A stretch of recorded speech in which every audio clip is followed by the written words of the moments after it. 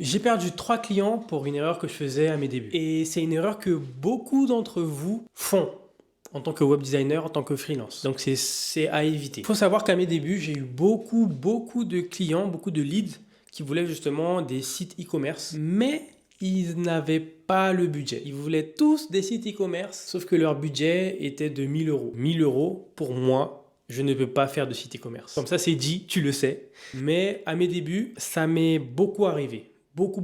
Et il faut savoir que à chaque fois qu'un client me disait que voilà, il veut un site e-commerce, mais que son budget est de 1000 euros, je disais simplement que pour ce budget-là, je peux rien faire pour lui et je donnais pas suite. Très grosse erreur. Parce que si le client il te dit juste voilà, mon budget est de 1000 euros et que la prestation qu'il veut est par exemple à 2000 euros, il faut que tu puisses lui proposer une alternative. C'est-à-dire, voilà, tu veux un site e-commerce, mais tu n'as pas le budget. Ce que je peux te faire, c'est un site vitrine à 1000 euros. Et si tu veux gérer tes commandes, tu peux les gérer via WhatsApp.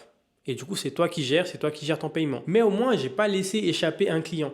Je lui dis, OK, tu n'as pas le budget pour ça, mais on peut commencer par ça. Une fois que le site vitrine est fait, là, on peut le faire évoluer vers ce que tu voulais de base. Tu vois, tu comprends? Donc ça, c'était quelque chose que je ne faisais pas du tout. Et j'avais vu une vidéo sur justement Instagram, j'avais vu une vidéo sur ça. Et je me suis dit, mais oui, mais c'est ce que je dois faire. Et du coup, depuis, c'est ce que je fais. Si la personne n'a pas vraiment le budget pour le projet idéal qu'elle veut, je peux lui proposer un projet intermédiaire avec le budget qu'elle a. Comme ça, elle commence déjà porte d'entrée avec moi et ensuite on fait évoluer le tout. Tu vois, tu comprends un peu le truc? Donc voilà, une fois que le client est avec toi, tu peux construire une relation sur du long terme. Donc ça, il faut que tu arrives à l'intégrer. Merci d'avoir regardé jusqu'à là. N'hésite pas à t'abonner.